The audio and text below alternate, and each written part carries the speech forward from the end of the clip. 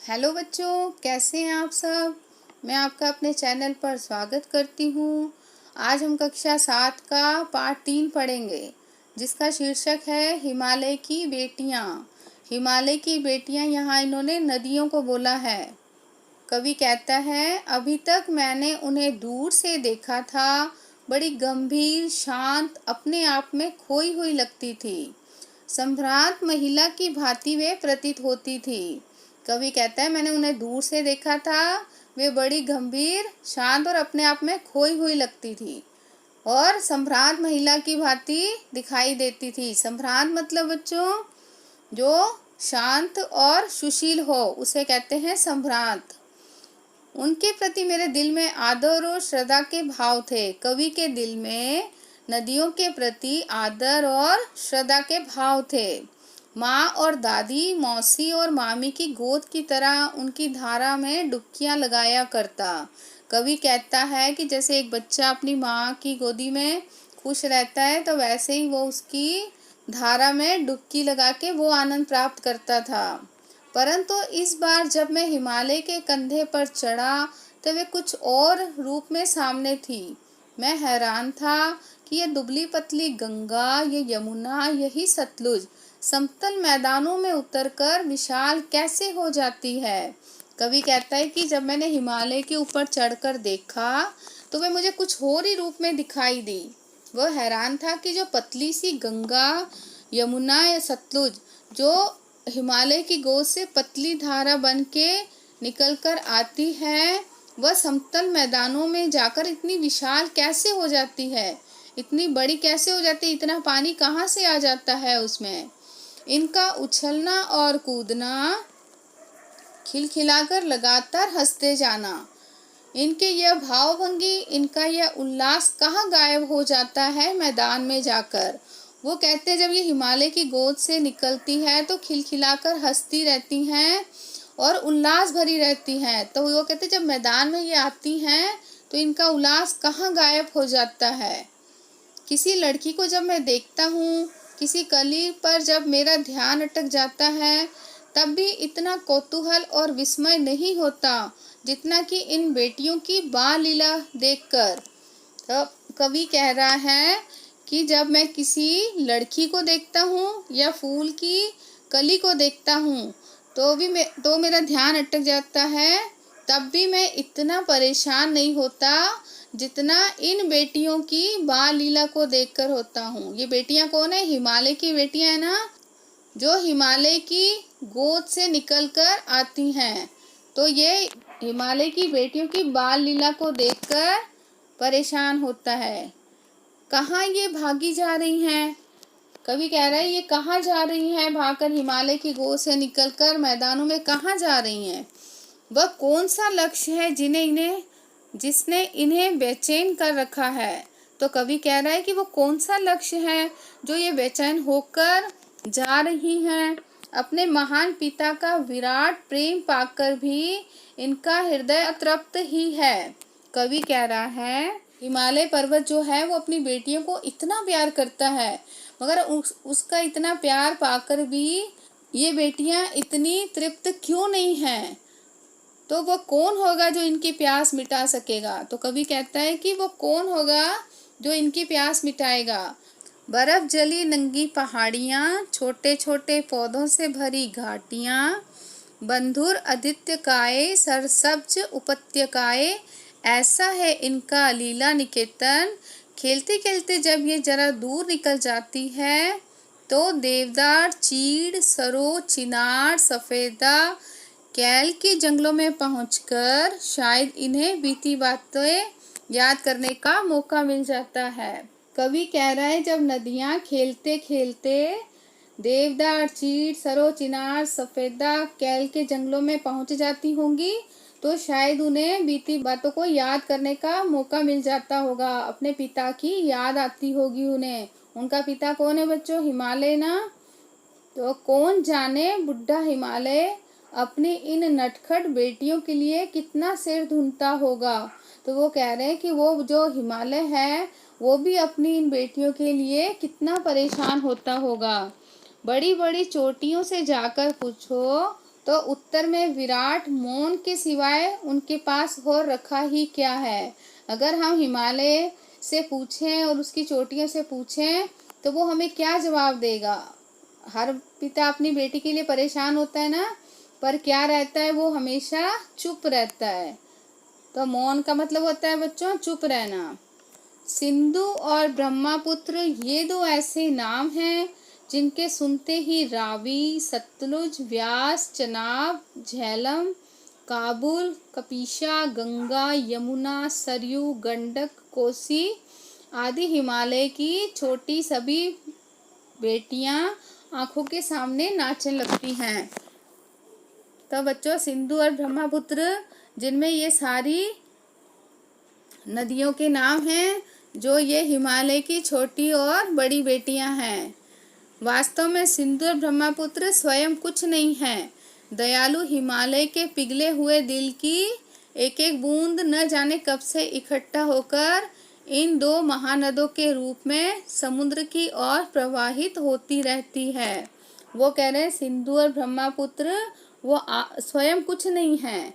ये जब सारी नदियाँ मिलती है इसमें जो हिमालय की बर्फ जो जमी होती है ना बच्चों, उसकी एक एक बूंद न जाने कब से इकट्ठा होकर महानदियों के रूप में समुद्र में प्रवाहित होती है। कितना सौभाग्यशाली है वह समुद्र जिसे पर्वतराज हिमालय की इन दो बेटियों का हाथ पकड़ने का श्रेय मिला। तो बच्चों ये कह रहे हैं कि जो समुद्र है वो सारी नदियों से क्या करता है, हाथ पकड़ने का मतलब क्या बच्चों, जो शादी होती है तो समुद्र के साथ नदियों का क्या होता है, विवाह होता है।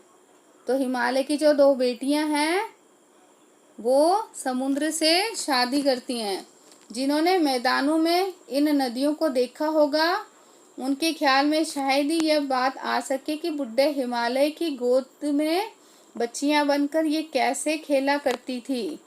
ठीक है बच्चों, जो पिता होता है उसकी गोद में बच्चियां हमेशा खेलती हैं ना, तो ऐसे हिमालय की गोद में ये नदियां बच्चियां बनकर खेला करती थी। माँ बाप की गोद में नंग धड़ंग होकर खेलने वाली इन बालिकाओं का रूप पहाड़ी आदमियों के लिए आकर्षक भले न हो, लेकिन मुझे तो ऐसा लुभावना प्रतीत हुआ कि वह रूप में हिमालय को ससुर और समुद्र को उसका दामाद कहने में कुछ भी झिझक नहीं होती।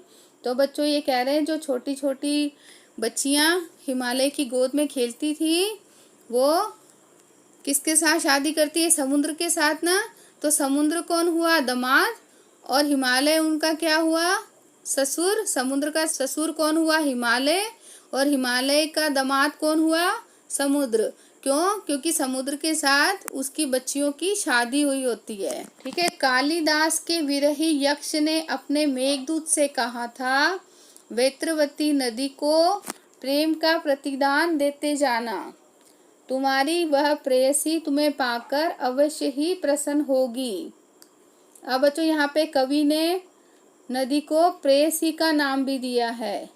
तो कालिदास के विरही यक्ष ने अपने मेघदूत से कहा, मेघदूत कौन बच्चों, जो बादल होता है, उसने कहा जो बेतवा नदी वहाँ से गुजर रही है उसको आप अपने प्रेम का प्रतिदान देते जाना।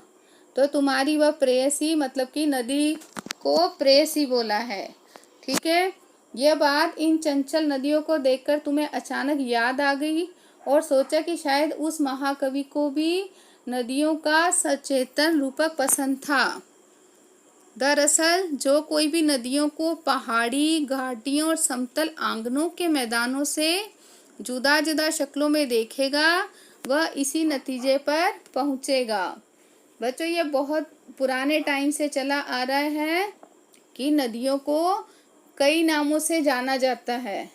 काका कालेकर ने नदियों को लोक माता कहा है, किंतु माता बनने से पहले यदि हम इन्हें बेटियों के रूप में देख लें तो क्या हर्ज है। कवि कहता है कि काका कालेकर ने लोक माता कहा है, तो वो कह रहे हैं अगर हम इन्हें बेटियों के रूप में देख लें तो क्या हर्ज है। और थोड़ा आगे चलिए, इन्हीं में अगर हम प्रेयसी की भावना करें तो कैसा रहेगा। और एक कवि कहता है कि हम इन्हें प्रेयसी की भावना से देखें। ममता का एक और भी धागा है जिसे हम इनके साथ जोड़ सकते हैं। बहन का स्थान कितने कवियों ने इन नदियों को दिया है? कई कवियों ने इन्हें बहन का स्थान भी दिया है। एक दिन मेरी भी ऐसी भावना हुई थी। थो लिन तिब्बत की बात है। एक बार एक कवि होता है जो तिब्बत जाता है, उसका मन बहुत परेशान होता है, उसकी तबीयत ठीक नहीं होती। सतलज के किनारे वो जाकर बैठ जाता है। दोपहर का समय था। उसने क्या किया, नदी में पैर लटका दिए और थोड़ी देर में क्या हुआ, उसके सारी थकावट उतर गई, तन और मन उसका ताज़ा हो गया।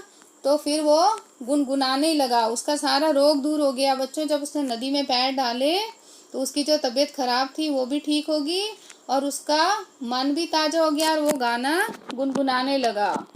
जय हो सतलज बहन तुम्हारी, लीला अचरज बहन तुम्हारी, हुआ मुदित मन हटा खुमारी, जाऊं मैं तुम पर बलिहारी, तुम बेटी यह बाप हिमालय, चिंतित पर चुपचाप हिमालय, प्रकृति नटी के चित्रित पट पर अनुपम अद्भुत छाप हिमालय, जय हो सतलज बहन तुम्हारी। तो वो ये गाना गुनगुनाने लगा। तो बच्चों, ये हमारा लेसन था। अब हम इसके क्वेश्चन आंसर करेंगे। तो बच्चों, पहला क्वेश्चन हमारा है, नदियों को माँ मानने की परंपरा हमारे यहाँ काफ़ी पुरानी है, लेकिन लेखक नागार्जुन उन्हें और किन रूपों में देखते हैं? तो बच्चों बताओ, इस क्वेश्चन को हम कैसे लिखेंगे? हम इसको लिखेंगे, नदियों को माँ मानने की परंपरा भारतीय संस्कृति में अत्यंत पुरानी है। नदियों को माँ का स्वरूप माना गया है। नदियाँ अपने जल से माँ के समान हमारा पालन पोषण करती है, हमारे खेतों को सींचती है। लेकिन लेखक नागार्जुन ने उन्हें बेटी, प्रेयसी व बहन के रूपों में भी देखते हैं। नागार्जुन उन्हें और किन रूपों में देखते हैं बच्चों? बेटी, प्रेयसी व बहन के रूप में। दूसरा क्वेश्चन है बच्चों, सिंधु और ब्रह्मपुत्र की क्या विशेषता बताई गई है? तो इसका आंसर है, सिंधु और ब्रह्मपुत्र हिमालय की दो ऐसी नदियां हैं। इन्हीं दो नदियों में सारी नदियों का संगम भी होता है। ये दो ऐसी नदियां हैं जो दयालु हिमालय की पिघले हुए दिल की एक एक बूंद से निर्मित हुई है। इनका रूप विशाल और विराट है। इनका रूप इतना लुभावना है कि सौभाग्यशाली समुद्र भी पर्वतराज हिमालय की इन दो बेटियों का हाथ थामने पर गर्व महसूस करता है। ठीक है बच्चों। नेक्स्ट है हमारा, काका कालेकर ने नदियों को लोक माता क्यों कहा है? तो इसका आंसर हम ऐसे लिखेंगे, नदियाँ युगों युगों से मानव जीवन के लिए कल्याणकारी रही हैं। ये युगों से एक माँ की तरह हमारा भरण पोषण करती हैं। इनका जल भूमि की उर्वार शक्ति को बढ़ाने में विशेष भूमिका निभाता है। इसलिए नदियाँ माता के समान पूजनीय, पवित्र एवं कल्याणकारी है। मानव नदी को दूषित करने में कोई कसर नहीं छोड़ता, परंतु इसके बावजूद भी अपार दुख, गंदगी, अवहेलना सहकर भी हमारा कल्याण उसी प्रकार करती है जैसे अपने नालायक पुत्र का कल्याण माँ चाहती है। अतः काका कालेकर ने नदियों को माँ के समान विशेषताओं के कारण उन्हें लोक माता का दर्जा दिया है। नेक्स्ट क्वेश्चन है बच्चों, हिमालय की यात्रा में लेखक ने किन किन की प्रशंसा की है? तो इसका आंसर होगा, हिमालय की यात्रा में लेखक ने हिमालय की अनुपम छटा की, नदियों की अटखेलियों की, बर्फ से ढकी पहाड़ियों की, पेड़ पौधों से भरी घाटियों की, देवदार, चीड़, सरो, चिनार, सफ़ेदा, कैल से भरे जंगलों की प्रशंसा की है। ठीक है बच्चों, ये लेसन हमारा यहाँ पे समाप्त हुआ।